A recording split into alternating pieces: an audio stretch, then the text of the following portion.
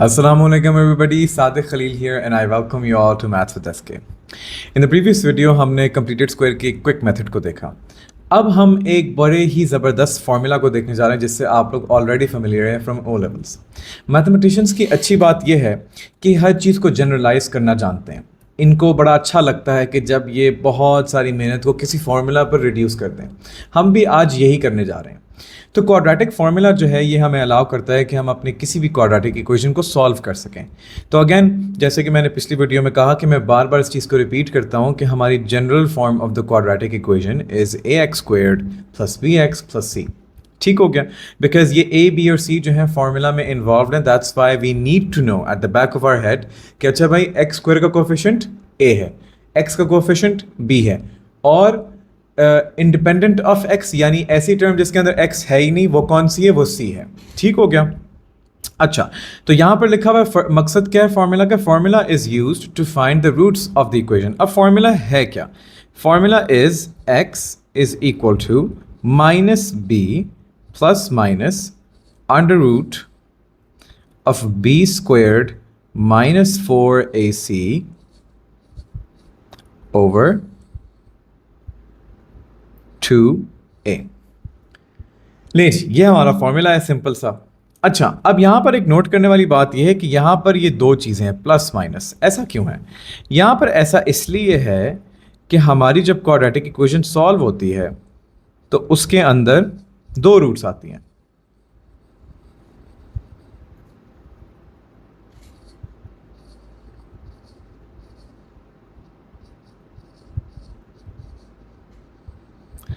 तो अब जाहिर बात है कि अगर दो रूट्स हैं तो पहली वाली रूट अगर हम उसको x1 कह दें तो वो क्या होगी? That will be -b plus √ of b² - 4ac over 2a।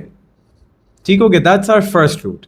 और जो सेकंड रूट होगी वो क्या हो जाएगी? वो हो जाएगी -b minus √ of b² - 4ac over 2a।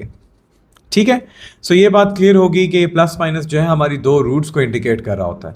और आप इस फॉर्मूला के जरिए से कोई भी दुनिया की क्वाड्रेटिक इक्वेशन सॉल्व कर सकते हैं। That's the best part about it. You can solve any quadratic equation, any quadratic equation.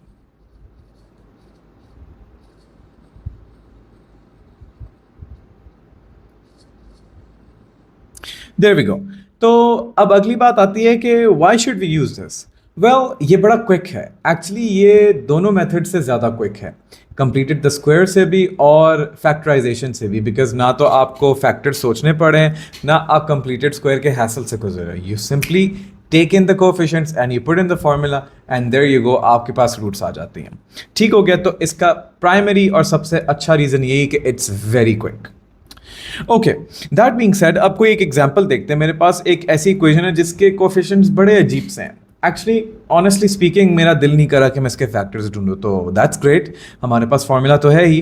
तो अब मैं देख रहा हूँ, पहले मैं रिकग्नाइज कर रहा हूँ। अच्छा, ये जो मैं लिख रहा हूँ ना, इवेंचुअली आप ये अपने जहन में करना शुरू हो जाओगे। तो इवेंचुअली मैं देख रहा हूँ कि ये a है, ये b है और ये c है, मुझे नज़र आ गया। ठीक है, तो इसका मतलब है कि जो मेरी रूट्स होंगी वो क्या होंगी? x। अच्छा, ये जो x है ना, देखो ये सिंपल x है, ये बोथ रूट्स को रिप्रेजेंट कर रहा है। represents both roots। ठीक हो गया। तो जब इंडिविजुअल रूट्स आ जाएगी हम उनको फिर x सबस्क्रिप्ट 1 और x सबस्क्रिप्ट 2 लिख लेंगे, जिससा कि मैं अभी लिखूंगा। तो अब ये देखो माइनस फॉर्मूला के अंदर है। अब b बजाते खुद भी -3 है। तो ये बहुत ही इंपॉर्टेंट बात है। बच्चे यहाँ पर बड़ी मिस्टेक करते हैं कि वो इस माइनस को भूल जाते हैं कि फॉर्मूला के अंदर भी एक माइनस है। This minus is with in the formula, ये माइनस b है। अब b पॉजिटिव हो नेगेटिव हो वो बात की बात है, वो हम बाद में देख लेंगे, लेकिन माइनस यहाँ पर है तो माइनस को हमने नहीं भूलना, यहाँ पर आएगा माइनस। ठीक है, और b चूंकि -3 था तो यहाँ पर -3 आ गया, प्लस माइनस √ of -3²। ठीक है, b² - 4 times a and c। ठीक है, इस पूरे एक्सप्रेशन को डिवाइड करने जा रहा हूं 2 times a। लें जी, हमारे सारे कोफिशिएंट, सारी वैल्यूज यहां पर आ गई हैं। अब हम क्या करेंगे? x = 3 प्लस माइनस अंदर वाले पूरे ब्रैकेट को, ब्रैकेट कह रहा हूँ, अंडर रूट को हम सिंप्लीफाई कर लेते हैं। सो 3 स्क्वायर्ड माइनस 4 टाइम्स 6 टाइम्स -2, ये कितना हो गया? ये हो गया 57। ठीक है, क्या 57 एक परफेक्ट स्क्वायर है? एक्चुअली नहीं है, तो मैं इसको इसी तरीके से लिख दूंगा। तो x1 will become 3 plus under root of 57 over 12 और x2 will become 3 minus under root 57 over 12। क्या ये इस पे कोई सिंप्लीफिकेशन हो रही है? तो नहीं, एक्चुअली नहीं हो रही। 57 में से कुछ भी बाहर नहीं आएगा अंडर रूट 57 में से, और यही हमारा फाइनल आंसर है। ठीक हो गया। तो ये हमने एक क्वाड्रेटिक फार्मूला को यूज़ करते हुए अपनी इक्वेशन सॉल्व की, जिसके कोफिशिएंट बड़े अजीब से थे। अच्छा, तो अब हमने आपको बड़ा तैयार कर दिया। अब आप एक जंगजू बन गए हैं, ठीक है। अब आपके आर्सेनल में 3 वेपन्स हैं टू किल और slaughter any quadratic equation that comes your way. पहला मेथड क्या है? मिडिल टर्म ब्रेकिंग, जिसको हम अक्सर फैक्टराइजेशन भी कह देते हैं। इट्स द सेम थिंग, ठीक है। तो ये कैसे करते हैं? I want to do this with you right now. तो यहां पर हम कुछ ऐसे फैक्टर्स सोचते हैं जो ऐड हों तो मिडिल वाली टर्म आए, ठीक है, और मल्टीप्लाई हो तो लास्ट टर्म आ जाए। एक्चुअली मल्टीप्लाई हो तो first term times the last term आ जाए, ठीक है। सो मल्टीप्लाई जो है वो इन दोनों के लिए है यहां पर, ठीक है। तो ऐसे फैक्टर्स हम ढूंढते हैं जो कि मल्टीप्लाई हो तो वही रिजल्ट आए जो फर्स्ट टर्म और थर्ड टर्म को मल्टीप्लाई करके आता है। तो अब हम इसको फैक्टराइज कर लेते हैं। तो क्या हो जाएगा? X squared minus 6x plus X minus 6 is equal to 0। So x times x minus 6 plus 1 times x minus 6 is equals to 0. So this becomes x plus 1, x minus 6 is equals to 0, and there we go. ये हो जाएगा x is equals to -1 and x is equals to 6. ये हमारी roots आ गई, solutions आ गई। अच्छा, ये हो गया मिडिल टर्म ब्रेकिंग या फैक्टराइजेशन। अब सेकंड स्टेप या सेकंड मेथड आपके पास क्या है? वो है कंप्लीटिंग द स्क्वायर फॉर्म के ज़रिए से। अब देखो मेरे पास ये completed the square form already मौजूद है। मैं क्या करूँगा? मैं करूँगा x minus 3 whole square is equal to 9। 9 वहाँ जाके पॉजिटिव हो गया। अब मैं दोनों साइड्स पे स्क्वायर रूट ले लूँगा, तो square and square root cancel each other out, so this just becomes x minus 3। और of course right hand side पे अंडर रूट 9 है, तो हम हमेशा इसको प्लस माइनस 3 ही कहेंगे। ये बात बहुत इंपॉर्टेंट है कि जब भी हम किसी नंबर की स्क्वायर रूट लेते हैं तो we always keep the provision of positive root and the negative root, ठीक है। तो इसका मतलब है यहाँ पर 2 इक्वेशंस बन गई, x minus 3 is equal to positive 3 and x minus 3 is equal to negative 3। तो यहाँ से मैं सॉल्व करूँगी, आ जाएगा 6 और ये आ जाएगा 0। ठीक हो गया।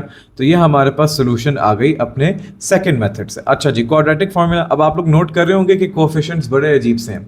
शायद इसके कोई फैक्टर्स हों भी, लेकिन मैं अब वो सोचना नहीं चाह रहा। I want to do it quickly, तो we can do that very quickly using the formula. तो x is equal to negative 11 plus minus under root of b squared minus 4ac, and actually there's a negative sign over here as well. There we go, over 2 times a. सही हो गया। तो x is equals to 11 plus minus ये मैं अंदर के under root को जरा सिंप्लीफाई कर लेता हूँ। 11 squared minus 4 times 7 times -13, so that's 485 over 14. And so if I take under root 485, so it's just under root 485. Honestly, ये simplify आगे नहीं हो रहा। तो 11 plus minus under root 485 over 14, यही हमारी 2 रूट्स आ गई। ऑफ कोर्स आई होप अगर आप लोग अब तक इसको देख पा रहे होगे कि ये 2 रूट्स ही हैं, यानी एक रूट है 11 प्लस अंडर रूट 485 over 14 और एक रूट है 11 माइनस अंडर रूट 485 over 14। लेकिन ये वाला जो मेथड है ये ज़रा एक कॉम्पैक्ट वे है सॉल्यूशंस को, रूट्स को लिखने का।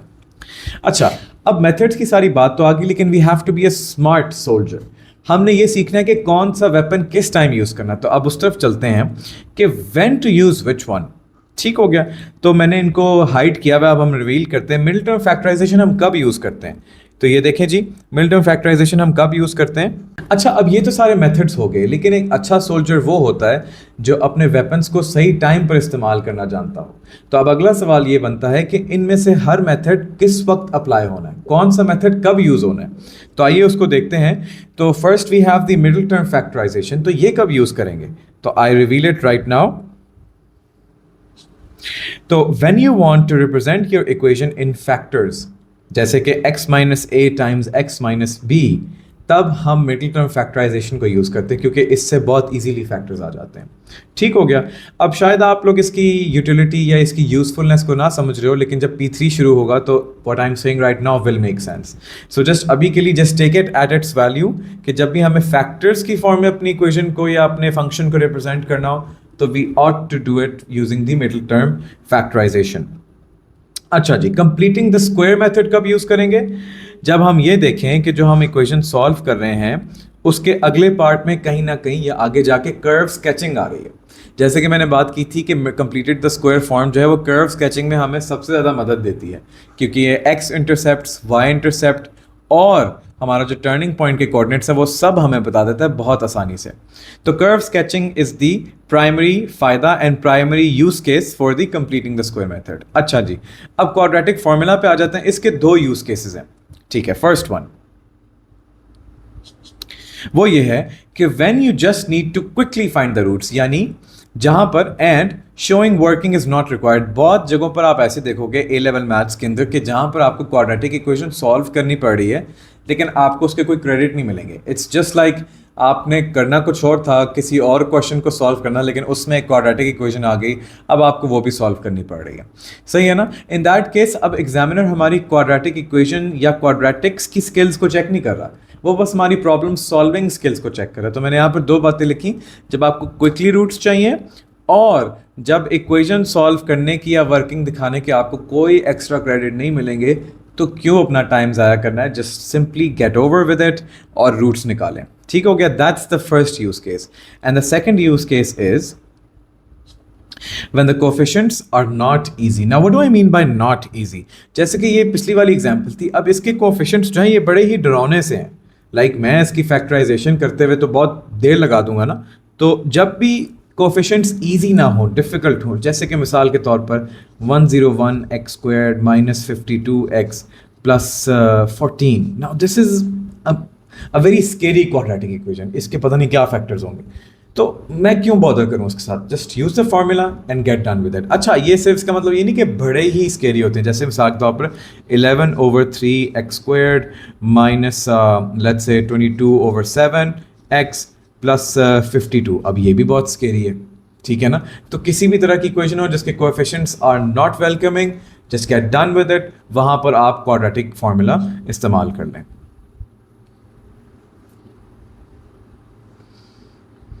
So with that said guys, हमारा quadratic formula भी complete हो चुका है. All that is left is some practice and you will get used to it. If you want the notes that I've just made during this class, so you can use the link in the description box, and I will see you next time. Thank you so much.